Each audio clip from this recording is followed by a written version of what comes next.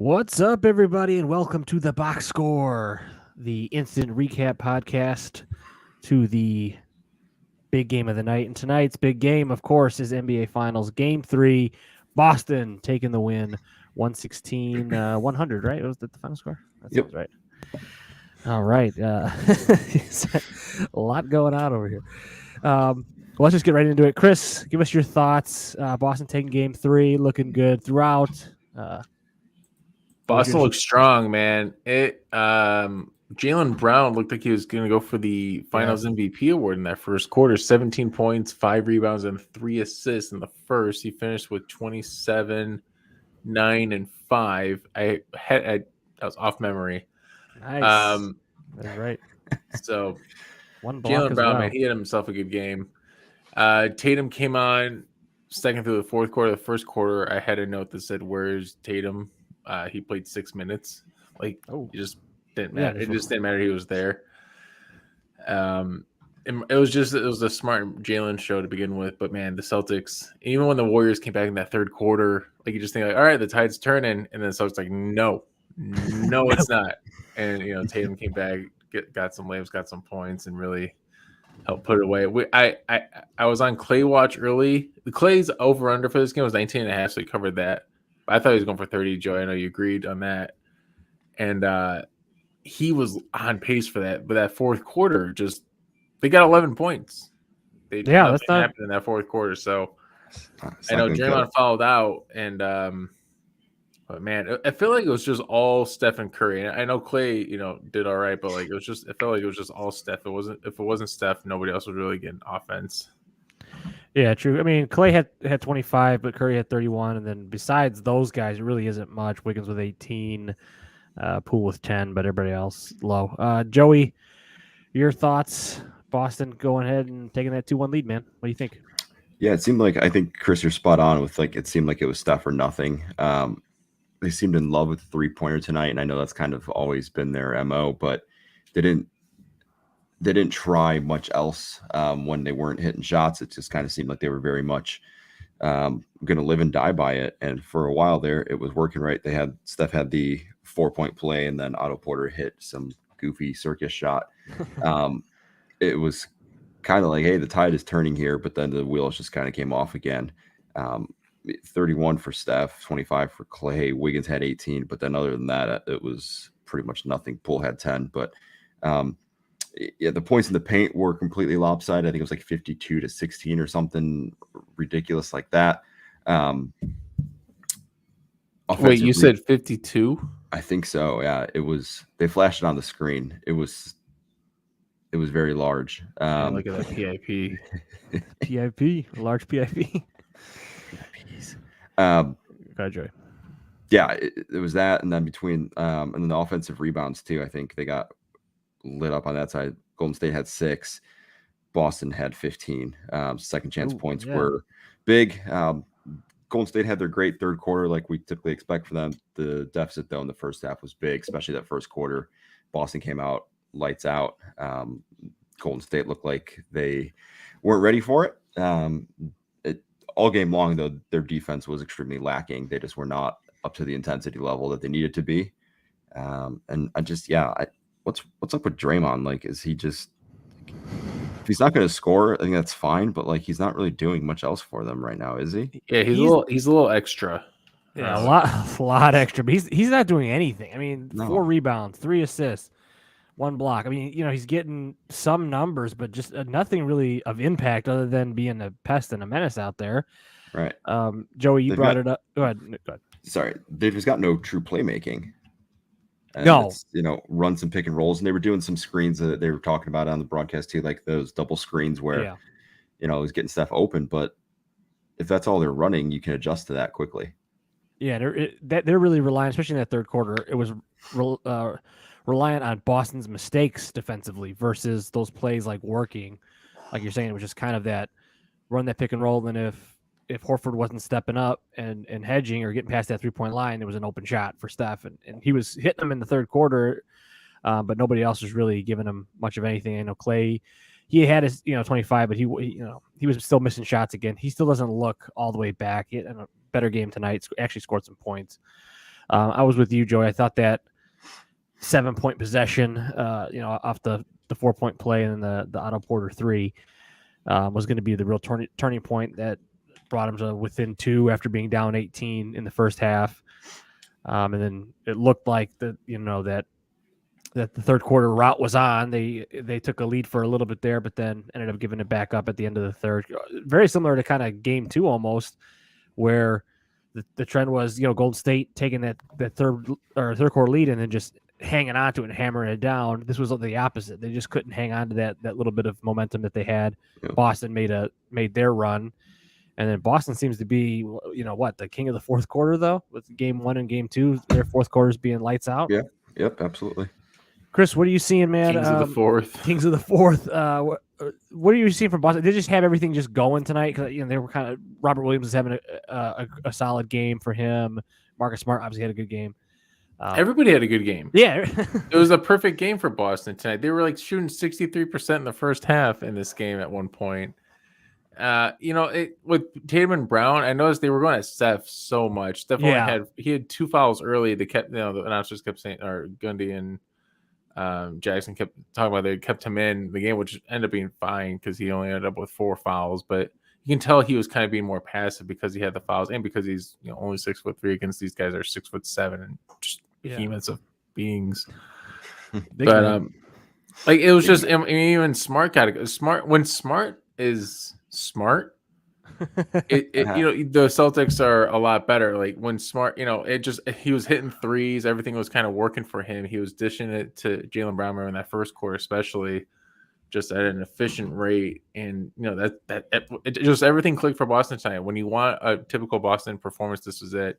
The one stat that I saw before the game was Scott Foster was the head ref for this game. That Celtics are 12-0 with him as the ref. It's kind of the opposite of the Chris Paul thing there. And there was a point when the Warriors took the lead here, and I wish I just paid attention close enough to with my conspiracy brain on to see if Scott Foster's the reason why maybe the Celtics took the lead back. But the Celtics just they did everything right. What was their final? I mean, they only finished 48% quality. They had 11 more free field goal attempts than Golden State. This is the first game, and probably one of the few games where Golden State made more 3-pointers than the Celtics. But Celtics just dominated. It was a great performance. Yeah, and now they're what is it now 12-0 or something after a loss in the playoffs or something? I believe this 7-0. 7-0. 6-0. Yeah, the number. So 7-0 following a loss. They still have yet to lose 2 in a row this playoff round, so that's troubling. But let's look forward to game 4. We'll be back in Boston again. What is that? Friday night then? Friday night, yeah. Friday night. So Friday night in Boston. How can Golden State tie this up? Joey, what do you think? What do you think is their recipe here? Yeah, they've got to make some adjustments to the interior defense. I got Chris, we probably pull up to the points in paint was 52-26. Ooh, damn. They've got to make that adjustment. They don't have the size, so they're going to have to figure out a way to do it, whether that's with better perimeter defense and not allowing guys to get in paint. I don't think it was really the Celtics big men that were doing a lot of the damage. It was a lot of layups from their guards from outside, so they got to do a little bit better job at that. And they've got to run some different offense. They can't just run the same thing, play in and play out. And they've got to get some more creation, I think, from Draymond. If they're not going to have, your true assist type point guard, which they've never really had, it's got to be someone like Draymond. And that's kind of what his second claim to fame is outside of his defense. And right now he's not giving them really either of those. So they've got to turn it up on that side. I'm starting to think about a prediction change though overall here. I know my prediction, I guess, is still technically alive, but I don't know. Boston looks primed to. It's funny. They've got the calculation figured out. Like they seem to have it figured out right now, and everything's firing for them. Yeah, go ahead, Chris. I was thinking, it's funny. Like Tyus, maybe you feel the same way Joey does. I don't know, but I kind of feel like because I have Boston 6. You guys have Warriors in 6 and 7. Yeah. I kind of feel like even though the Celtics won this game, they played it so well and that's how they played game 1. Game 1 they played perfectly. It's like, are they gonna? They only need 2 more perfect games like this. Maybe they can do it, but like, to be honest, I kind of feel like the Warriors can still come out. Like Clay, this was like a semi-Clay game. We were like thinking it was gonna be a real Clay game, but really it kind of faltered. But when Jordan Poole looked okay. He only finished with 10. Yeah. Otto Porter looked fine. Anyways, he had some shots, but yeah. No, I'm sort of with, like, I don't know. I think at the end of the last pod, I was saying if Boston wins Game 3, that I was probably going to do a prediction change as well. But I'm kind of with Chris here. This Boston just played so well, and Golden State had some issues all night, and it just felt like, all right, well, they could still come back and get Game 4. But I think this is going to be a chess match back and forth. Some things I was kind of thinking about. I mean, we haven't seen that zone from Golden State in the last couple of games. Did they do something like that? Yeah, they did it for like a play in the third, I think. Yeah, and I don't know if maybe if Boston is just exploiting that and they're not able to do it.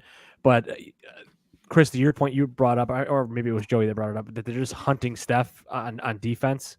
And I think that's where, to Joey's point, where there's a lot of points in the paint, it's coming on those drives on Steph, or Horford getting a post up on Steph, or Smart getting a post up on Steph. They've got to find a way to kind of minimalize how much work he has to do on the defensive end if he's going to be carrying him on the offensive end. And then I think if they can just get somebody to be a second fiddle to him, whether that's Clay, whether that's Poole, or Wiggins, but they've got to get some sort of scoring from another guy. And then just one last point, Chris, and I'll let you kind of go into your Game 4 points. But the ball movement, like Joey is saying, I mean, he's spot on. You're spot on right there, man. They had that one play, I think it was right after the 7-point possession, where like Steph came off the screen, kicked it to Draymond or Wiggins or something, and then Clay came off like a back cut and went right to the basket. They dished it to him and got an easy layup. Like, that was a beautiful old school Golden State play. And they've got to get some more of that motion into their offense. Go ahead, Chris. Your thoughts going into Game 4? Yeah, a lot of that is echoed in the same point. Game 4. So, what your point about the second leading scorer, Jaylen Brown's technically second leading scorer on Boston, even though he led the team tonight. But Clay needs to be that guy, or Poole needs to step up a little bit more to really just lay the hindrance off of Steph. Because Steph looks fine. Steph looks great. I mean, he had 31 tonight, 6 of 11. It could have been even better if they had a secondary ball, consistent second guy that like you really were afraid of. Like Wiggins, sure. You look at the box for 18 points, 7 of 16. He was 1 of 6 from 3. Anytime that guy put up a shot, I was like, this isn't going in. Like, I don't trust anything Wiggins is throwing up here.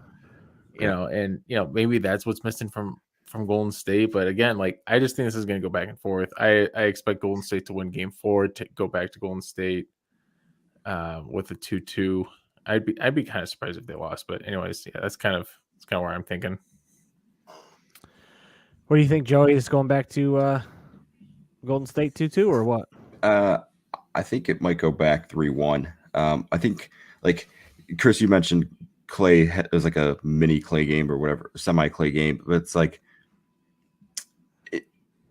it's not the onslaught that we typically have seen from them, where it's all happening at once, right? When Clay was on, stuff was kind of off. They seem to be at their best, and Boston seems to kind of not like get shell-shocked, but they kind of seem to get rushed and play a little bit out of their norm when Golden State is throwing haymakers at them. Clay got his time, and so did Steph, but they came in very different ways and they didn't come all at the same time. So I think, like, if they're going to make, the next game, Game 4 competitive, it's going to have to be kind of an onslaught from both of those guys, to the point where Boston is going to kind of get out of their rhythm and get rushed. But the way they played tonight, they showed no rush. And I mean, they had a 14-point lead at one point. I think 18 actually at their highest. 18. They didn't have to. They could weather some of that storm and just kind of play their game. They didn't get rushed. They kind of just stuck with it. So I think if they're gonna get Game 4, it's gonna have to be out of the gate, lights out for them. I mean, fair. Golden State needs to do something here, because if they go back or go down 3-1, we're in some real trouble here for Golden State there. Yep. And then any thoughts on like Steph kind of looking a little banged up there at the end? I don't know how he sat with So it. the last he couple got minutes, but- injured, right? Yeah, Like he got Al injured. Horford kind of fell on him weird. Was Yeah. that? But like when you looked at it, he kind of just fell to the ground. And he kind of like leaned on him a little bit, but like it didn't seem that bad of a. No, it So didn't. it made It me a didn't little seem more that bad, concerned but because he he did. fell so hard, right? Yeah, he was grimacing, getting up. It was slow to get up, and then there was a play after that, maybe a couple plays later, where when Marcus Smart I think drove in on him or something, and he came up after that play and was just doubled over, kind of grimacing, and then they like pretty much took him out, and that was kind of the end of the game. So I was a little curious if he's going to be a little banged up here the rest of the way, or even for I think game mean four. Jalen So, Brown I mean, in the end of the first or in the second, he was like kind of rubbing his right shoulder, right? yeah, All these guys are a little those guys banged are up banged here. up. So we'll see. Going back Friday night, Boston. Oh man, I don't know, man. I don't know where I'm going to be at as far as prediction wise. Boston's going to be 3.5-point favorites again, like they were tonight. I want to say Boston gets it, but Golden State has won a road game every playoffs for the last 26 rounds or something, matchups or something like that. It's ridiculous. It is crazy, man. They're gonna get one at some point.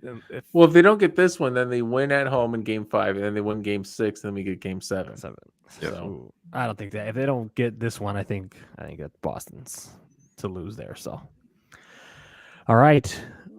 Anything else? Any last minute points or wrap her up? Let's wrap it up. Yeah, wrap it up. All right. Yeah.